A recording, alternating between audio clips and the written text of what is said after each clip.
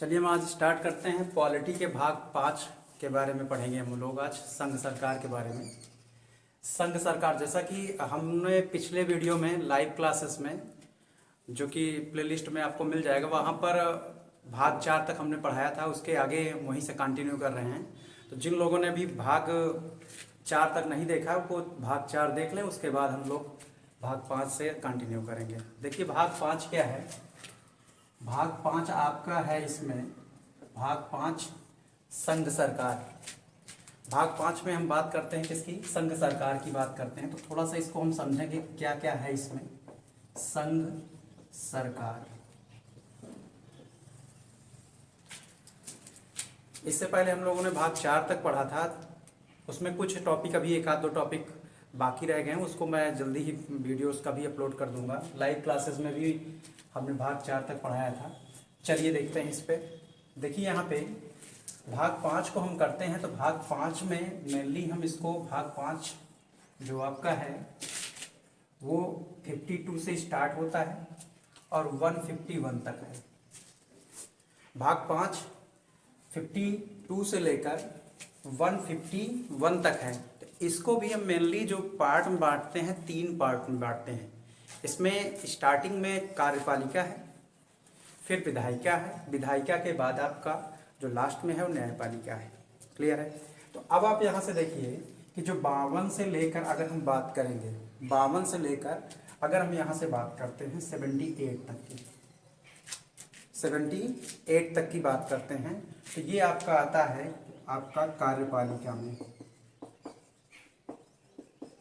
ठीक है। फिर अगर हम 79 से बात करते हैं, 79 से बात करेंगे, 123 तक बात करते हैं, तो ये आपका जो आता है, ये आपका आता है इसमें विधायिका में। और फिर उसके बाद जब हम बात करते हैं 123 से 147 तक, ये आपका न्यायपालिका है। न्यायपालिका तो 3 स्तंभ जो कहा जा सकता है कि किसी भी जो हमारे यहाँ पे संसदात्मक प्रणाली है उसको चलाने के लिए 3 स्तंभ जो चाहिए, वो आपका पहला है कार्यपालिका है, दूसरा विधायिका है, तीसरा आपका कौन सा है? न्यायपालिका है। इसके बाद 148 से 151 तक, 148 से 151 तक जो बात है, 148 से 151 जो है वो आपका है CAG। CAG महालेखा जो है, नियंत्रक जो परीक्षक है उसका, वो आपका 148 से 151 के बीच में। अब हम पहले समझेंगे कि कार्यपालिका क्या है, विधायिका क्या है, न्यायपालिका क्या है। तो देखिए विधायिका का जो काम होता है, विधायिका का बेसिकली जो काम है वो है विधि को बनाना। जैसे यहाँ आप देख रहे होंगे विधि, तो विधि को बनाने वाला ही विधायिका है, और इसको जो एग्जीक्यूट कराए या जो इसको प्रभाव में लाए उसको कार्यपालिका बोलते हैं। जो इसको प्रभाव में लाए उसको बोलते हैं कौन सा? कार्यपालिका। और इसका जो संरक्षण करेगा वो कौन करेगा? न्यायपालिका करेगी। यानी इन्होंने कानून बनाया, कानून लागू कौन करेगा? कार्यपालिका वाले कराएंगे। और कानून की जो रक्षा करेंगे वो कौन करेगा? न्यायपालिका। यानी ये 3 स्तंभ जो हैं वो किसके हैं? वो 3 स्तंभ, किसी भी जो सरकार है, संघ सरकार को चलाने के लिए हमें 3 स्तंभ की जरूरत होती है। वो कौन कौन से हैं? कार्यपालिका, विधायिका और कौन सी? न्यायपालिका। तो विधायिका ने क्या किया कि विधायिका ने विधि का निर्माण किया, उस विधि को कार्यपालिका, जो कार्यपालिका है, उसने इसको क्या किया? कार्यान्वित कराया, उसको लागू कराया, और इसकी रक्षा की जो जिम्मेदारी है वो किसके पास है? न्यायपालिका के पास है। अब हम बात करते हैं इसके बाद, जब हम आगे चलते हैं तो सबसे पहले हम यहाँ से चलेंगे 52 से 78 की। जब हम बात करते हैं इस पे 52 से जो 78 की हम बात करते हैं यहाँ से, तो यहाँ पे अब 52 से 78 को भी हम फिर से कैटेगराइज कर सकते हैं। तो यहाँ भी हम देख सकते हैं कि अगर हम 52 से चलें, 52 से अगर हम बात करते हैं 62 तक, तो ये जो बात होती है वो राष्ट्रपति की बात होती है। क्लियर है? इसमें किसकी बात है? आपका राष्ट्रपति के बारे में बात होती है। और इसके बाद जब हम चलते हैं यहाँ पर हम 63 से, और ये आपका 70 के 71 73 भी कह सकते हैं, लेकिन इसमें कुछ 72 और 73 में कुछ कॉमन बातें हैं जो राष्ट्रपति उपराष्ट्रपति दोनों में हैं। तो आप ये कह सकते हैं 63 से 70 ये उपराष्ट्रपति है, ये उपराष्ट्रपति का है। इसके बाद आप देखिए यहाँ से जो आपका मैंने कहा कि 71, 72 और 73 ये कुछ कॉमन बातें हैं, इसकी भी चर्चा कर लेंगे। इसमें 72 इंपॉर्टेंट है, क्षमादान की शक्तियाँ हैं राष्ट्रपति की, ये पूछता है क्वेश्चन। इसके बाद यहाँ से हम जब बात करेंगे राष्ट्रपति उपराष्ट्रपति, इसके बाद आर्टिकल 73 के बाद 74 और 75 ये प्रधानमंत्री और उसके मंत्रिपरिषद की बात करता है। प्रधानमंत्री और उसके मंत्री परिषद की बात करेगा। और इसके बाद आप 76 की बात करते हैं तो महान्यायवादी, महान्यायवादी। क्लियर है? तो यहां से आप देखेंगे कार्यपालिका में कौन कौन आता है। कार्यपालिका में आपका राष्ट्रपति है, उपराष्ट्रपति है, प्रधानमंत्री हैं और उसके जो मंत्रिपरिषद है वो आपका किस में आता है, कार्यपालिका में आता है। क्लियर है? अब इसी बात को हम सबसे पहले जब हम स्टार्ट करेंगे तो सबसे पहले हम जब पढ़ेंगे तो सबसे पहले हम पढ़ेंगे किसके बारे में, कार्यपालिका के बारे में पढ़ेंगे। तो कार्यपालिका पढ़ेंगे तो सबसे पहले आपको पढ़ना पड़ेगा राष्ट्रपति। अब आप राष्ट्रपति पढ़ेंगे तो राष्ट्रपति को आप एक बार यहाँ पे जैसे पढ़ लेते हैं तो लगभग सेम जो पोजीशन इनकी सेंट्रल में है, स्टेट में, वही पोजीशन राज्यपाल की होती है। तो अगर यहाँ पर आपको चीज़ें कुछ थोड़ा बहुत अंतर है, इनके जो पावर है इस पर और इनके जो सिलेक्शन प्रोसेस है, मतलब इनके चुनाव जो होता है उसमें थोड़ा सा अंतर है, लेकिन काफ़ी सिमिलरिटी है। तो अगर आप राष्ट्रपति को क्लियर कर लेते हैं तो आपको राज्यपाल में बहुत ज़्यादा मेहनत करने की ज़रूरत नहीं है। अब यहाँ से हम बात करते हैं कि जब हम राष्ट्रपति को पढ़ेंगे तो राष्ट्रपति में अक्सर आप जब पढ़ते हैं और काफ़ी जगह से आपने सोर्सों से पढ़ा होगा, लेकिन उसका जो भी चीज़ें, जो उसका चुनाव का जो प्रोसेस होता है, जो उसका जो और भी शक्तियाँ हैं, उनमें चीज़ें क्लियर नहीं हो पाती आपको। जैसे उनका सबसे जो डिफिकल्ट जो पोर्शन होता है चुनाव का, जो तरीका होता है, जो चुनाव की जो रीत है 55 है। एक एक चीज़ क्लियर ढंग से पढ़ाएंगे हम और एक एक चीज़ आपको एकदम क्लियर, जो भी मतलब एथेंटिक सोर्स हैं, जो सोर्सेस हैं, कुछ लोगों को मैंने देखा है कि जो सोर्सेस उनके हैं या जो उन लोगों ने चीज़ें बताई हैं या कुछ बुक्स में भी जो चीज़ें दिया है उस पर, उसको भी थोड़ा सा मॉडिफाई उनको करना चाहिए था, लेकिन मॉडिफाई नहीं किए हैं चीज़ों को। तो हम एक एक बात समझेंगे, इलेक्शन के बारे में भी समझेंगे कि इलेक्शन जो वहाँ पे इम्पोर्टेंट है कि इलेक्शन उनका कैसे होता है, फिर उसके बाद उनकी शक्तियाँ क्या हैं और जो भी और भी चीज़ें हैं इनसे रिलेटेड जो क्वेश्चन एग्जाम में पूछे जाते हैं, किस तरह से क्वेश्चन पूछे जाएंगे, उनको भी हम समझेंगे। तो हम आज शुरू करेंगे राष्ट्रपति के बारे में। तो हम लोग शुरू करते हैं राष्ट्रपति के बारे में। ठीक है, राष्ट्रपति देखेंगे। देखिए, राष्ट्रपति के बारे में हम बात करेंगे तो राष्ट्रपति का जो हम बात करते हैं, राष्ट्रपति जो आपका है, राष्ट्रपति जो आपका है वो आपका भी हमने बताया था कि 52 से लेकर आप 62 तक कर सकते हैं। कुछ बाद में भी राष्ट्रपति से संबंधित प्रावधान है, उसके लिए आप कंफ्यूज मत होइए, नहीं कुछ लोग कहेंगे सर 72 में भी है। तो अभी जो इकट्ठा एक जगह जो आपका राष्ट्रपति के बारे में, उसके बारे में हम जानकारी करेंगे। देखिए, यहाँ से आर्टिकल की हम बात करते हैं तो आर्टिकल आप देखेंगे आर्टिकल 52, एक बार मैं क्लियर कर दे रहा हूँ कि किस किस आर्टिकल में क्या क्या चीज़ें हैं और फिर हम एक एक आर्टिकल को अच्छे से क्लियर करेंगे। आर्टिकल 52 हुआ, article 53, article 54, article 55, article 56, article 57। चलिए अभी मैं इतना ही अभी कर रहा हूँ क्योंकि अभी नीचे स्पेस नहीं है, तो फिर उसके बाद मैं इतना पहले क्लियर कर ले रहा हूँ। तो 58 के बारे में बात करता हूँ। तो 52 अगर आप बात करेंगे तो 50 जो आपका 2 है वो कहता है कि भारत का एक राष्ट्रपति होगा, भारत का एक राष्ट्रपति होगा। क्लियर है? यानी भारत का ये जो संविधान है उसमें ये प्रावधान है कि भारत में केवल एक राष्ट्रपति हो सकता है। ठीक है। दूसरा चीज आपको जो दिया है आर्टिकल 53 दिया है। आर्टिकल 53 में जो कहा गया है, कह रहा है कि संघ की कार्यपालिका की जो शक्ति होगी, संघ की कार्यपालिका की शक्ति, कार्यपालिका की शक्ति राष्ट्रपति में निहित होगी, राष्ट्रपति में निहित होगी। देखिए अभी मैं इन चीज़ों का मतलब समझाऊंगा कि इसका मतलब क्या है। पहली बात, सबसे पहले एक राष्ट्रपति होगा, राष्ट्रपति है तो उसके पास क्या पावर है, उसको 53 में बताया गया है। 54 में राष्ट्रपति का निर्वाचन, राष्ट्रपति का निर्वाचन ये आपका बताया गया है किसमें, 50, राष्ट्रपति का निर्वाचन 54 में। और जो निर्वाचन का तरीका है, जो रीति है, वो आपका 55 में है। तो राष्ट्रपति क्या, राष्ट्रपति के निर्वाचन की रीति, निर्वाचन की रीति, ये थोड़ा सा डिफिकल्ट है, इसी चीज को समझेंगे हम लोग अभी। 56 में इसका कार्यकाल है। अभी डिटेल में हम बात करेंगे, एक एक चीज की बात करेंगे, एक एक क्वेश्चन क्लियर करेंगे, और क्वेश्चन क्या पूछा गया है उन सबको हम अभी बताएंगे कि किस तरह से क्वेश्चन इसमें पूछता है। सबसे ज्यादा जरूरी होता है क्वेश्चन क्या पूछा है और क्वेश्चन किस तरह से पूछे जाते हैं और क्या भविष्य में पूछे जा सकते हैं। अब 57 की हम बात करते हैं, आर्टिकल 57 में हम बात करेंगे। तो आर्टिकल जो 57 ये कहता है कि राष्ट्रपति का जो, राष्ट्रपति के लिए पुनः जो चुनाव है उसका क्या प्रावधान है, इनके बारे में भी हम चर्चा करेंगे। तो इसमें अभी मैं बता दे रहा हूँ 57 सबसे ईजी है, इसमें बहुत ज़्यादा कुछ थ्योरी नहीं। इसमें भारत का जो भी व्यक्ति, कोई भी व्यक्ति कितनी बार भी राष्ट्रपति का चुनाव लड़ सकता है और बन सकता है।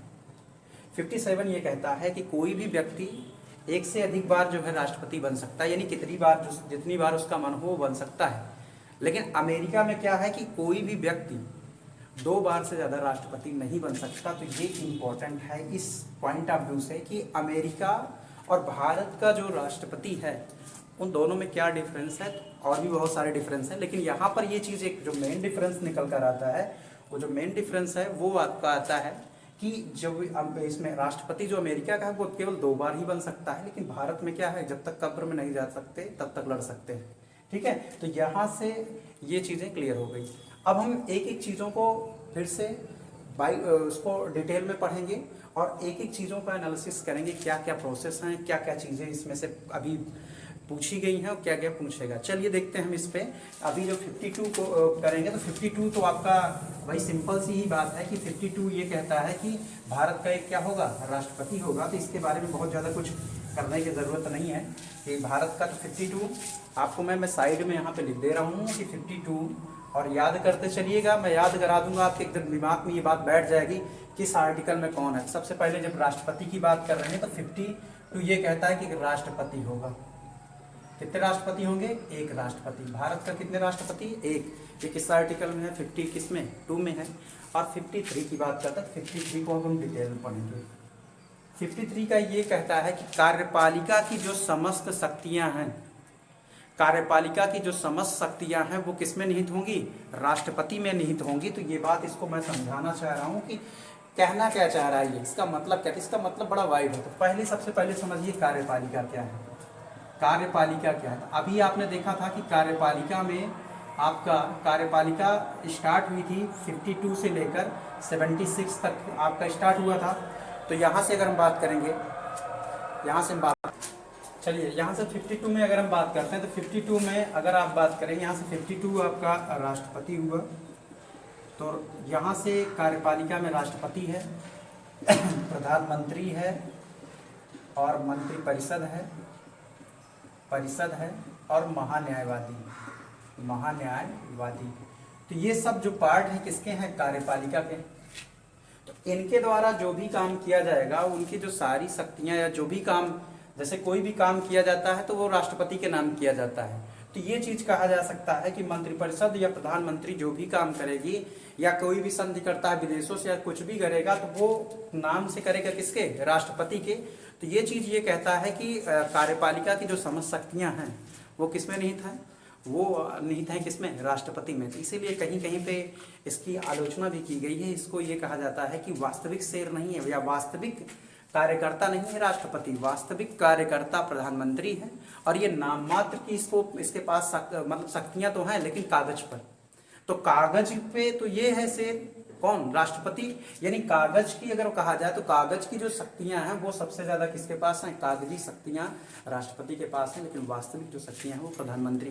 तो ये सारी चीजें हैं, इनको आप थोड़ा समझ लीजिएगा। कार्यपालिका तो देखिए, राष्ट्रपति या तो स्वयं काम करता है या तो अपने जो उसके अधिकारी हैं उनसे काम कराता है। तो ये चीज़ आप समझिए। उसके अधिकारी गण कौन से होंगे? मंत्री होंगे। और ये महान्यायवादी वो जो भी हैं इनके अधिकारी, ये तो स्वयं वो काम करेगा और या तो अपने अधिकारियों से कराएगा। ये बात किसमें कहेंगे? आर्टिकल 53 में। यानी क्या काम है उसका, इसके पास क्या पावर है, यानी कार्यपालिका की समस्त शक्तियां किसमें निहित होंगी? राष्ट्रपति में। तो आर्टिकल 52 क्या था कि एक भारत का एक राष्ट्रपति होगा। 53 ये कहता है कि कार्यपालिका की समस्त शक्तियां किसके पास निहित होगी? समस्त शक्तियां निहित होंगी किसमें? राष्ट्रपति में। यानी वास्तविक रूप से कार्यपालिका की जो भी चीजें हैं, या अगर ये कहा जाए कि कार्यपालिका की शक्तियां किसमें निहित होती हैं तो राष्ट्रपति कह सकते हैं, लेकिन वास्तविक रूप से शक्तियां किसमें सबसे ज्यादा होती हैं? वो प्रधानमंत्री में होती हैं। तो चलिए मैं इस पे आगे देखते हैं।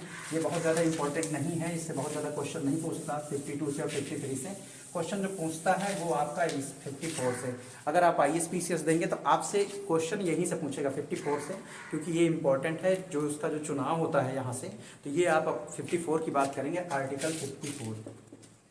इस आर्टिकल को आप ध्यान से समझिएगा। आर्टिकल जो 54 है, आर्टिकल 54 है, ये राष्ट्रपति का चुनाव, राष्ट्रपति का चुनाव। एक एक बात समझिएगा। राष्ट्रपति का चुनाव 52 क्या था? भारत का एक क्या होगा? राष्ट्रपति होगा।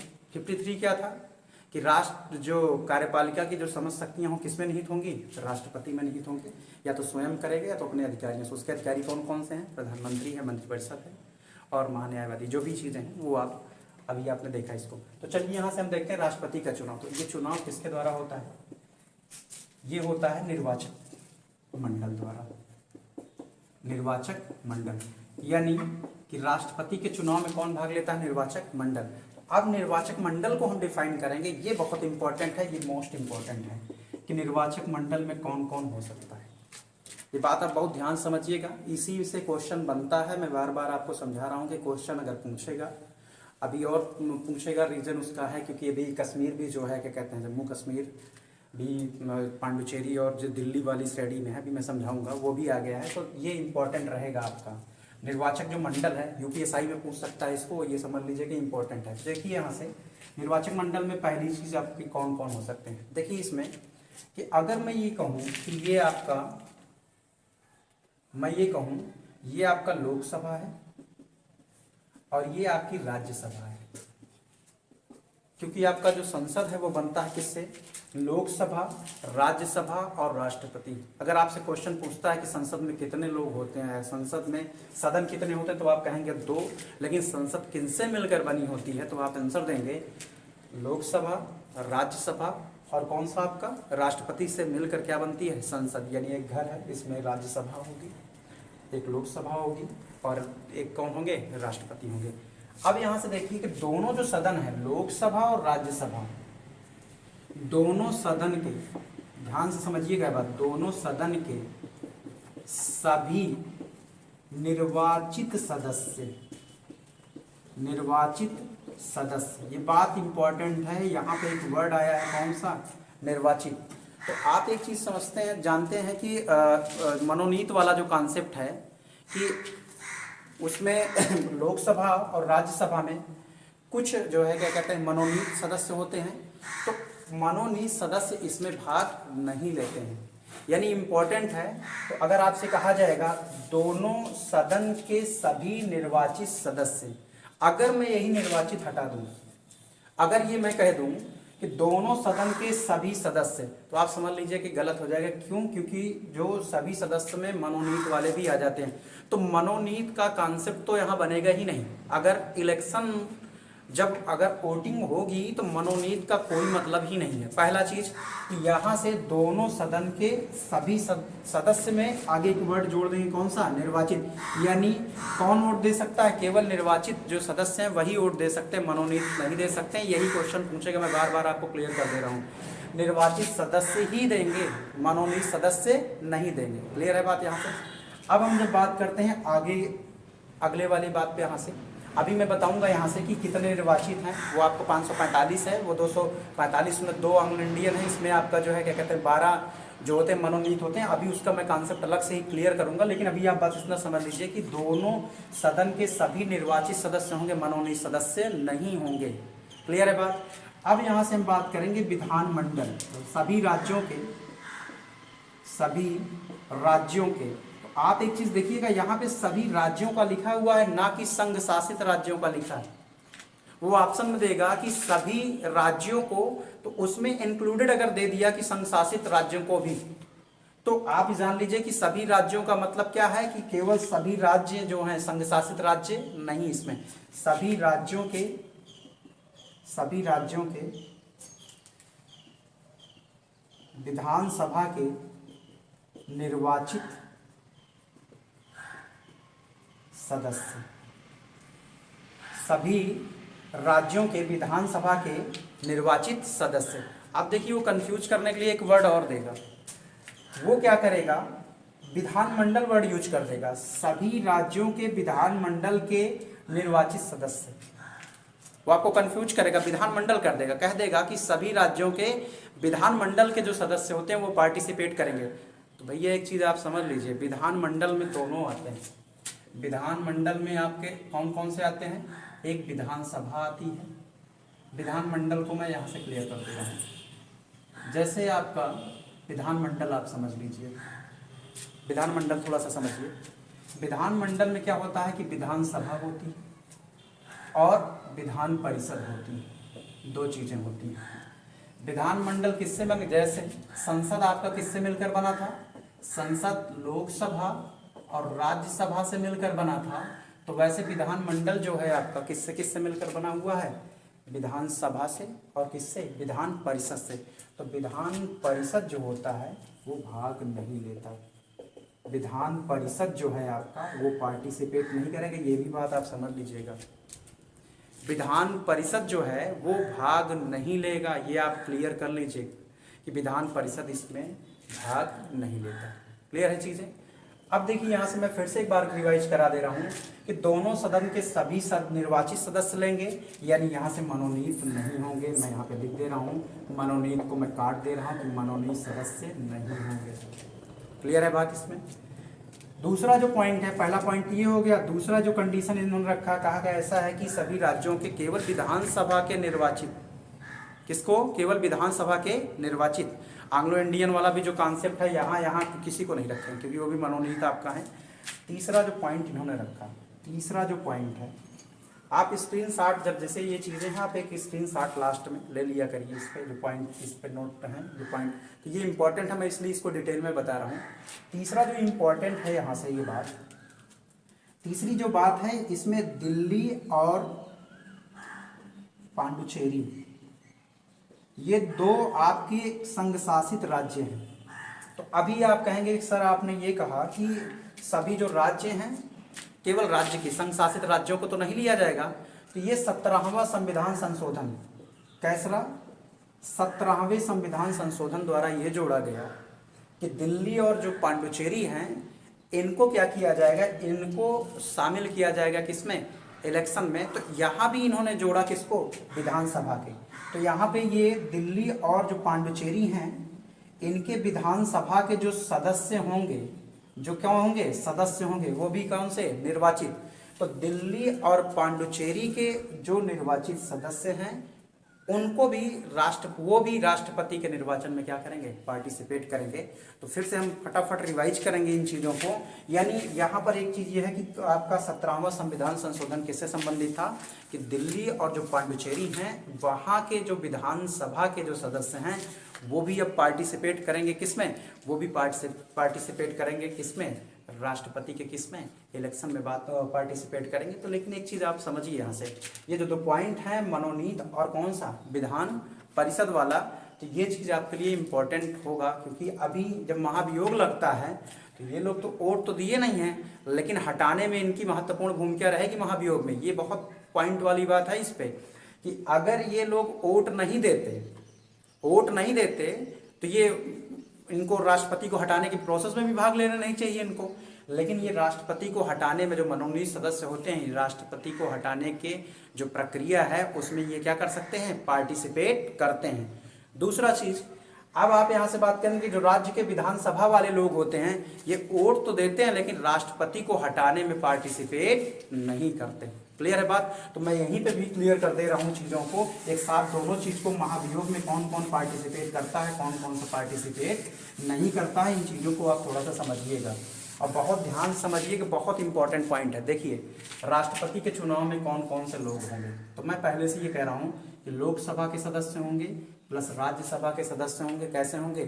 कैसे होंगे? सब जो होंगे वो निर्वाचित होंगे। इसके अलावा प्लस फार्मूला टाइप पे आप मैथ बना लीजिए कि राष्ट्रपति के निर्वाचन में कौन कौन से लोग एलिजिबल हैं उसको वोट देने के लिए। जो निर्वाचक मंडल जो बनता है किससे किससे, लोकसभा प्लस राज्यसभा प्लस विधानसभा, किसकी? सभी राज्यों को, सभी राज्यों की माइनस संघ शासित राज्य, माइनस क्या कर सकते हैं आप? संघ शासित राज्य, यानी लोकसभा प्लस राज्यसभा प्लस आपका कौन सा? विधानसभा के जो राज्य हैं उसमें से, सभी राज्य में से आप संघ शासित को क्या करेंगे? निकाल देंगे। तो विधानसभा जो भी राज्य के हैं, अब प्लस इसके बाद दिल्ली और आर्टिकल 53 को हो चुका था। आर्टिकल 54 में हम देखे थे कि आर्टिकल 54 में कौन कौन से लोग जो होते हैं वो पार्टिसिपेट करते हैं राष्ट्रपति के जो है चुनाव में। इस चीज़ को आप फार्मूला के टाइप पे समझिए कि लोकसभा प्लस राज्यसभा प्लस सभी राज्यों की जो विधानसभा है इसमें से माइनस कर देंगे किस पे? विधानसभा किसके?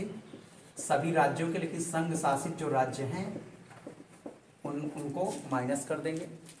और दिल्ली और पांडुचेरी को, दिल्ली और पांडुचेरी को आप कर सकते, इसको पीडी लिख लीजिएगा, इसको सीए कर दीजिएगा।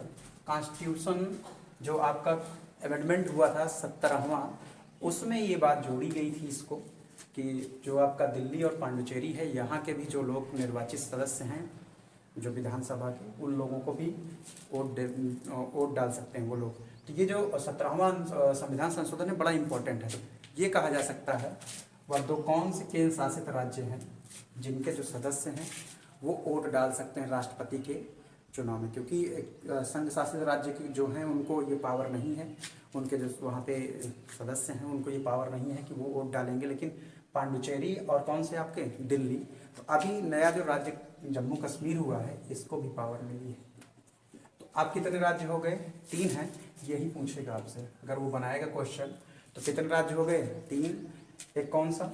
दिल्ली और कौन सा? पांडुचेरी और जम्मू कश्मीर। तो जम्मू कश्मीर संघ शासित राज्य हो चुका है। पहले कौन सा था आपका? ये पहले आपका राज्य था लेकिन अब संघ शासित राज्य है। तो दिल्ली, पांडुचेरी और जम्मू कश्मीर, ये 3 ऐसे हैं कि जो राष्ट्रपति के, जब अब चुनाव होगा, राष्ट्रपति का जो चुनाव होगा वो राष्ट्रपति के चुनाव में ये लोग क्या करेंगे? इनके जो सभी सदस्य होंगे तो यानी ये निर्वाचक मंडल का हिस्सा है। तो ये फार्मूला हम ये कह सकते हैं ये निर्वाचक मंडल का है। किसका है? निर्वाचक मंडल। तो क्या इसमें आप ये कह सकते हैं कहीं पे भी मनोनीत की बात आएगी? मनोनीत की बात नहीं आएगी। क्लियर है? तो ये लोग तो वोटिंग करते हैं, ये लोग क्या करते हैं? वोट डालते हैं। कब? चुनने के लिए। किसको? राष्ट्रपति को। तो राष्ट्रपति को चुनने के लिए कौन कौन से? लोकसभा राज्यसभा के सभी, यहाँ पे एक जो वर्ड है वो कौन सा है आपका? कि निर्वाचित सदस्य। सब में जोड़ दीजिएगा निर्वाचित सदस्य। लोकसभा राज्यसभा के निर्वाचित सदस्य, विधानसभा के सभी जो राज्य के विधानसभा हैं उनके निर्वाचित सदस्य, दिल्ली, पांडुचेरी, जम्मू कश्मीर के जो आपके जो भी विधानसभा हैं उनके जो निर्वाचित सदस्य हैं। मनोनीत कहीं पे भी नहीं आएगा। लेकिन हटाने में क्या होता है? जब राष्ट्रपति को हटाना होता है तो आप देखिए इस पे राष्ट्रपति को हटाने में ये भाग लेते हैं कौन कौन? ये पार्टिसिपेट करेंगे प्लस कौन? जो मनोनीत थे। देखिए मनोनीत अभी क्या कर रहे थे? यानी राष्ट्रपति को बनाने में मनोनीत का कोई रोल नहीं था, लेकिन जब इनको हटाने की बात आएगी तब वोटिंग होगी तो मनोनीत जो सदस्य होंगे वो क्या करेंगे? वोटिंग करेंगे। तो क्या करेंगे? वोटिंग करेंगे। अब यहाँ से हम बात करते हैं इस पे कौन वोटिंग नहीं करेगा। तो ये जो विधानसभा होती है ना, ये विधानसभा जो होती है, विधानसभा के जो सदस्य थे ये पार्टिसिपेट नहीं करेंगे। बनाने में तो इनका योगदान था लेकिन हटाने में ये वोटिंग नहीं करेंगे। जब महाभियोग लगता है तो ये वोटिंग नहीं करते। कौन? विधानसभा के सदस्य। क्लियर है बात यहाँ से। और जो मनोनीत ने वहां पर क्या किया था, बनाने में वोटिंग नहीं किया था लेकिन हटाने में, तो यही अंतर है इस पे। बेसिकली आपसे अगर कोई ये पूछेगा तो आप ये बता सकते हैं कि राष्ट्रपति को चुनने के लिए कौन कौन सा निर्वाचक मंडल है, तो आप यहाँ से ये चीज़ कर लीजिएगा। और जब हटाने की बात आएगी तो मनोनीत सदस्य उसमें इंक्लूड रहेंगे, लेकिन ये क्या होंगे, हट जाएंगे। तो ये होता है कौन सा आपका निर्वाचक मंडल। अब निर्वाचक मंडल में क्या होता है कि जो आपके विधायक होते हैं और जो आपके ये जो इसके मेंबर ऑफ पार्लियामेंट, जो संसद के जो सदस्य होते हैं, ये अपना अपना क्या करते हैं, वोटिंग देते हैं। और इनकी जो वोटिंग होती है उसमें जो 2 पेपर यूज किए जाते हैं, एक हरे रंग का, एक गुलाबी रंग का। तो जो सांसद होते हैं उनके लिए हरे रंग का जो बैलेट पेपर होता है, और जो आपका उसमें एमएलए होते हैं, विधायक होते हैं, वो आपके गुलाबी रंग का यूज करते हैं उस पर बैलेट पेपर। तो इनका जो इलेक्शन होता है दिल्ली में होता है, ठीक है। सेंट्रल सेक्रेटरिएट जो आपका होता है वहीं पे चैम्बर बना होता है वोटिंग के लिए। लेकिन अगर कोई ये चाहे, और हर स्टेट में भी जो एमएलए होते हैं, हर स्टेट में भी वो जाके अपना स्टेट वाइज देते हैं। अगर किसी को चेंज कराना होता तो 10 दिन पहले सूचना दे देना पड़ता है वहाँ पर सेंट्रल निर्वाचन आयोग को कि हम वो दिल्ली नहीं आ पाएंगे। जैसे कोई सांसद है वो कह दिया कि मैं वहाँ पे नहीं आ पाऊँगा, तो मुझे चेंज कराना, मैं यहाँ वोटिंग करूँगा, तो 10 दिन पहले आपको इलेक्शन कमीशन को एक चिट्ठी लिखना पड़ता है। तो वो इलेक्शन कमीशन क्या करता है, उनके लिए प्रावधान करता है कि हाँ आप यहाँ पे वोटिंग करेंगे। तो देखिए इनका जो तरीका है, ये जो सारी चीज़ें हैं, जो प्रोसेस है, इसको भी थोड़ा समझेंगे। चलिए इसको थोड़ा सा हम आगे चलते हैं। अभी आप देख लीजिए कौन कौन लोग इनको वोट दे सकते हैं और कौन कौन लोग इनको वोट नहीं दे सकते हैं। अब यहाँ से हम बात करते हैं 54 था, इसमें यही बात थी कि कौन लोग वोट देने के लिए, यानी इनका निर्वाचक मंडल, यानी को चुनता कौन है। क्लियर है बात इसमें। तो चुनने का जो प्रोसेस था ये आपका यहाँ पे था कि इनको ये लोग चुनेंगे, ये इस तरह से। तो अब यहाँ से 55 की जब बात करते हैं, आर्टिकल 55, आर्टिकल जो 55 है वो कहता है निर्वाचन की रीति। किसकी रीति? निर्वाचन की रीति, यानी इलेक्शन किस तरह से होगा, इलेक्शन क्या होगा, किस तरह से होगा। तो अब आप देखिए कि इस चीज को पढ़ने से पहले 54 में ही हम चलते हैं, थोड़ा सा ये बात समझ सकते हैं कि जो वोट डालते हैं एमपी और जो एमएलए, तो उनके जो वोटों की जो वैल्यू होती है वो कितना होती है और किस तरह से उसको हम काउंटिंग करते हैं। तो काउंटिंग किस तरह करते हैं तो यहाँ समझेंगे, लेकिन जो यहाँ पर है 54 में उनके जो मतों की वैल्यू होती है उसको कैसे निकालते हैं, दोनों को मैं बता रहा हूँ। तो पहले मैं 54 से पहले की मत की वैल्यू, कभी कभी पूछ लेता है क्वेश्चन, एक एमएलए की जो वोटिंग होती है उसकी वैल्यू कितनी है हर स्टेट में। तो हर स्टेट के लिए अलग अलग होता है, उसका फार्मूला होता है। जैसे एक एमएलए को विधायक बोलते हैं, एक विधायक के एमएलए के मत का मूल्य। तो देखिए यहाँ से जो हम एनालिसिस करेंगे, मत का मूल्य करेंगे, वो जनगणना का जो बेस ईयर लिया गया था 1971 लिया गया था। ठीक है, अभी हम बताएंगे इसका फार्मूला कैसे क्या करते हैं, इधर लिखेंगे थोड़ा सा। एक एमएलए का मूल्य कितना होता है, तो उस जो राज्य की कुल जनसंख्या, जिस राज्य के बारे में बात की, जैसे उत्तर प्रदेश की बात करता है या किसी भी बात कर रहा, राज्य की कुल जनसंख्या, ठीक है, बटा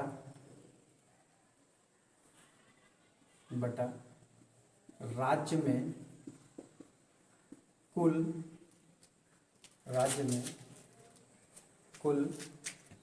में कुल जो विधानसभा के निर्वाचित सदस्यों की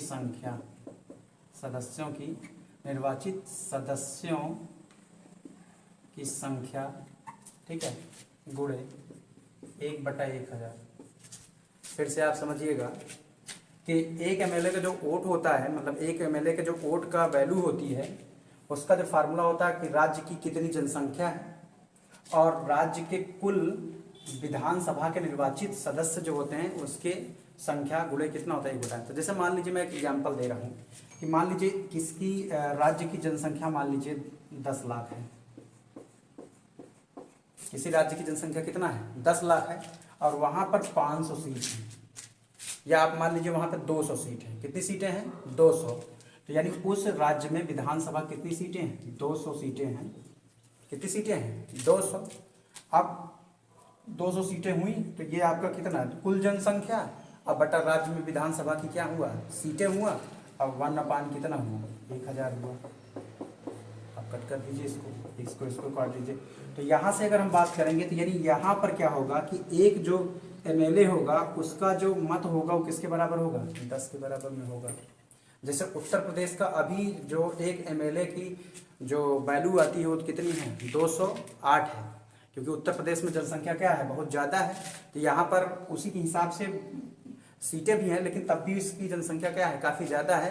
तो यहाँ पर जो एमएलए का जो वैल्यू होती है वो क्या होती है, ज़्यादा होती है। इसलिए ज़्यादातर देख रहे होंगे आप कि प्रधानमंत्री जो राष्ट्रपति होते हैं ज़्यादातर क्या होते हैं, कोई यूपी वाले जिसको चाह लेते हैं उसी को बनाते हैं।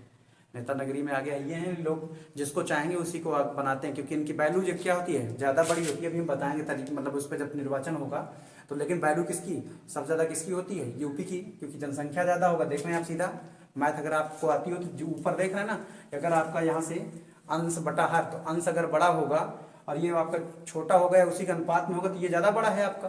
तो जितनी ज़्यादा जिसकी जनसंख्या होगी उसके एक एमएलए के वोटिंग जो पावर होगी वो क्या होगी, ज़्यादा होगी। क्लियर है।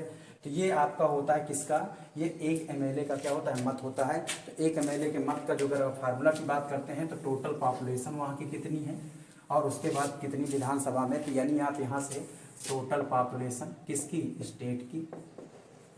तो हर राज्य में अलग अलग जनसंख्या है, अलग अलग विधानसभा की सीटें हैं, तो अलग अलग एक एक एमएलए की जो हर राज्य में है वैल्यू क्या होगी, अलग। तो अगर आपसे कोई ये पूछता है क्वेश्चन कि क्या प्रत्येक राज्य के जो विधायक होंगे उनके वोटों की जो संख्या होगी, मतलब उनके मतों की जो संख्या होगी राष्ट्रपति चुनाव में क्या बराबर होगी, तो आप कहेंगे नहीं।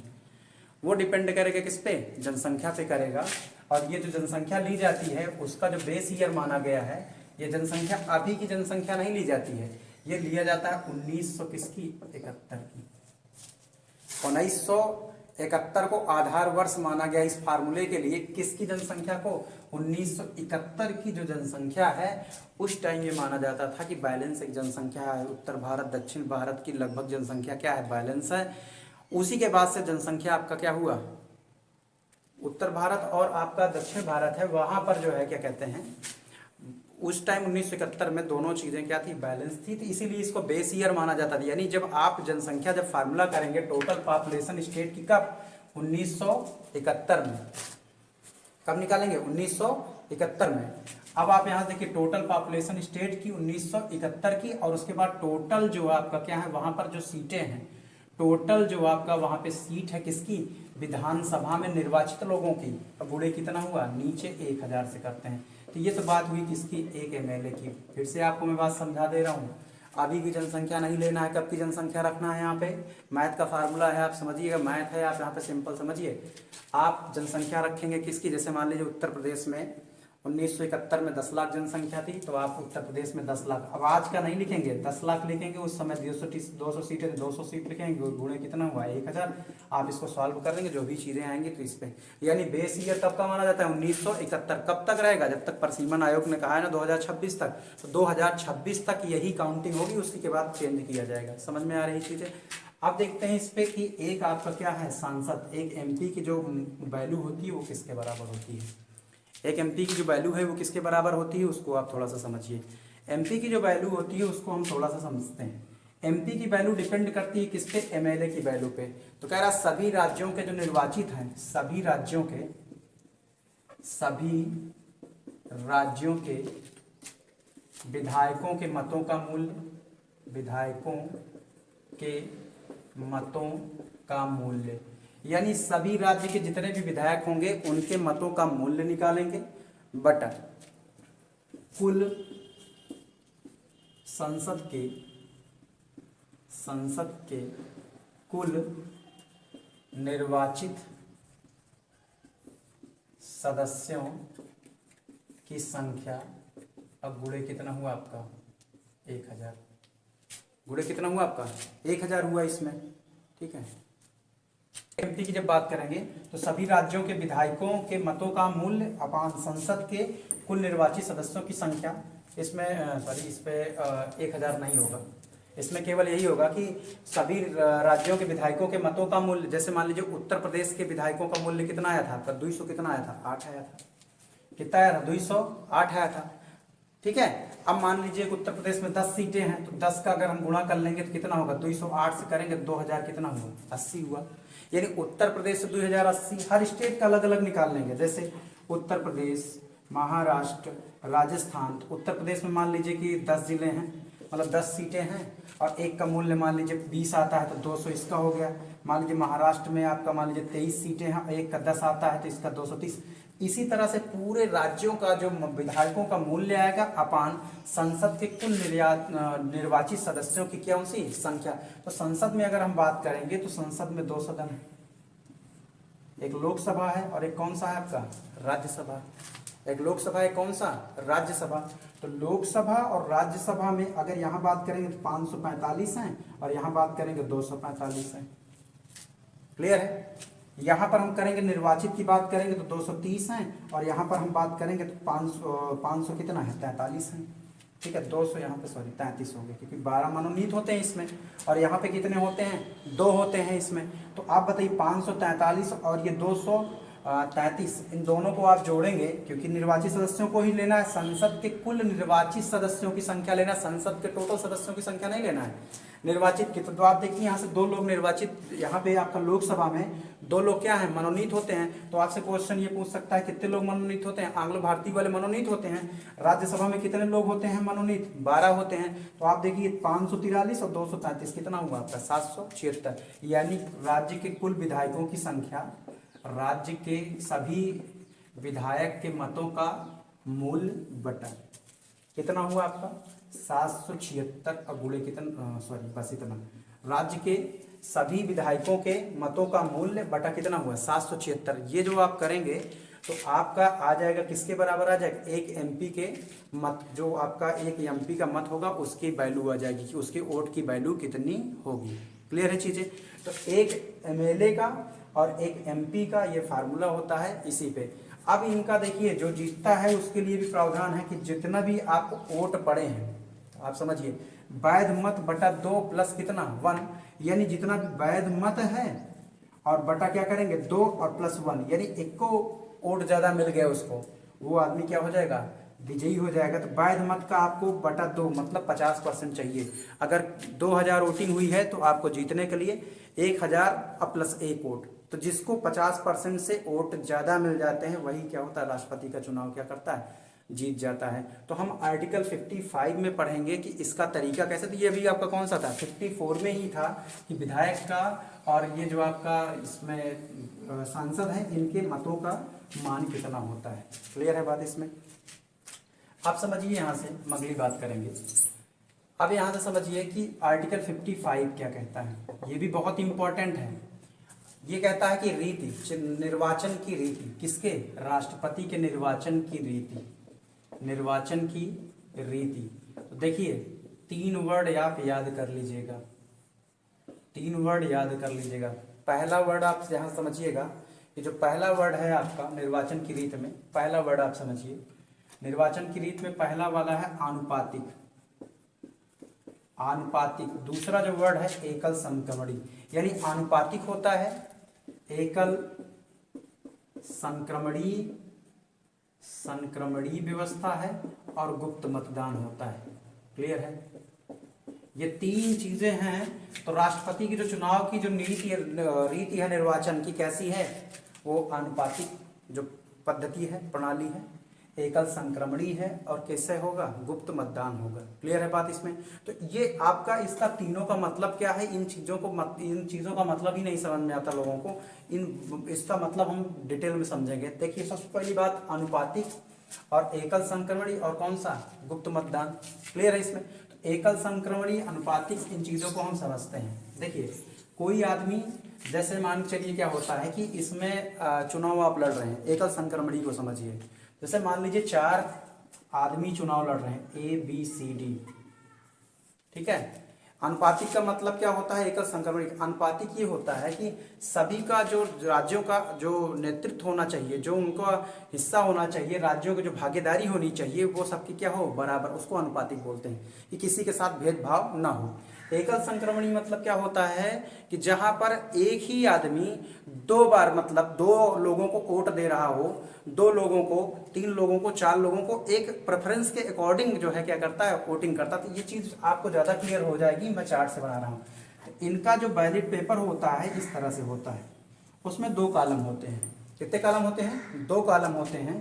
तो इसमें मान लीजिए चार कैंडिडेट, पहला कैंडिडेट एक, तो पहले वाले में निर्वाचक, जो उसका निर्वाचक मतलब जो इसमें कैंडिडेट होता है, अभ्यर्थी होता है, उसका नाम होता है। दूसरे वाले कॉलम में क्या होता है? प्रेफरेंस ऑर्डर होता है, प्रेफरेंस ऑर्डर होता है। तो जब वोट देने जाएगा आदमी, तो जैसे मान के चलिए कि मैंने ए को पहला प्रेफरेंस दे दिया, बी को तीसरा प्रेफरेंस दे दिया, सी को चौथा प्रेफरेंस दे दिया और डी को मैंने दूसरा वाला प्रेफरेंस दे दिया। क्लियर है बात? आप एक ही व्यक्ति को, देखिए आप एक व्यक्ति को आप सब नहीं दे सकते कि नहीं हम ए ही कैंडिडेट को ही दो दे देंगे, तीन दे देंगे, चार। आपका जो बैलेट पेपर है, जो आपका मतदान पेपर है, वो क्या हो जाएगा? कैंसिल हो जाएगा। यानी आपको एक बार में, एकल संक्रमणी यही है कि आपने क्या किया कि ट्रांसफर कर दिया। एक इनको देने के बाद आपका जो चॉइस है उसने आपने ट्रांसफर किया कि पहली चॉइस मेरी ए है कि राष्ट्रपति कौन बने? ए बने। दूसरी जो आपकी चॉइस थी किसको, कि आप अगर ए नहीं बनता तो दूसरा नंबर किसको? डी को बनाना है। तीसरा नंबर किसको बनाना है? सी को बनाना है। चौथा, इसी को बोलते हैं एकल संक्रमणी। तो देखिए इस चीजों को समझिए कैसे क्या करते हैं, इसमें और डिटेल से बात करेंगे। तो आप यहाँ से एक व्यक्ति को एक बार में, और हो सकता है कि आपने क्या किया कि आप छोड़ दें कॉलम को, आपने बस केवल ए को एक कर दिया, तो आपका जो पेपर है, वैलिड पेपर, जो आपका वैलिड पेपर है, ये आपका वैलिड रहेगा, इसको इनवैलिड नहीं किया जाएगा। यानी आपने दूसरे को प्रेफरेंस नहीं दिया तो आपको कोई इसमें दिक्कत नहीं है। लेकिन अगर आप एक ही व्यक्ति को तीन चार प्रेफरेंस दे देंगे तो आपका ये क्या हो जाएगा? कैंसिल हो जाएगा। तो देखिए इसमें क्या होता है कि आप देख समझिए यहाँ से कि जैसे ए बी सी डी चार कैंडिडेट हैं, ठीक है। तो ए को जान लीजिए कि पहले नंबर पे, जैसे मान के चलिए क्या हुआ कि चार कैंडिडेट में ए को 20 लोगों ने, मान लीजिए कुल 100 लोग वोट देने वाले हैं। कितने लोग वोट देने वाले हैं? 100 लोग। तो मान लीजिए ए को 30 लोगों ने नंबर एक चॉइस पे रखा, यानी 30 लोग ए के पास गए और सब ने कहा कि आप क्या करिए कि नंबर एक है आप। आपको पहली प्रेफरेंस दे दिया कि किसको? ए को पहली प्रेफरेंस। बी को, जो आपका बी है, उसको आप समझिए, यहाँ से मैं इसको हटा दे रहा हूँ, इसको एक वाली जो प्रेफरेंस दिया है, मतलब ए को फर्स्ट प्रेफरेंस के लिए, मान लीजिए पहले राउंड की गणना हो रही है, इसमें जो राउंड होता है कि फर्स्ट कितना कितना लोग फर्स्ट पाए हैं, या जैसे इसमें, या मान लीजिए इसको मान लीजिए 40 मिला है। पहले राउंड की गणना में ए को मिला है कितना? 40। अब बी को मिल गया 30, ठीक है। सी को मिला आपका 20 और डी को मिला कितना? 10। जब पहले चरण की गणना होती है तो सब बैलेट पेपर से ये ढूंढा जाता है कि ए वाले को कितने लोगों ने एक नंबर पर रखा है। तो 40 लोगों ने ए को किस पे रखा था? नंबर एक पे रखा था।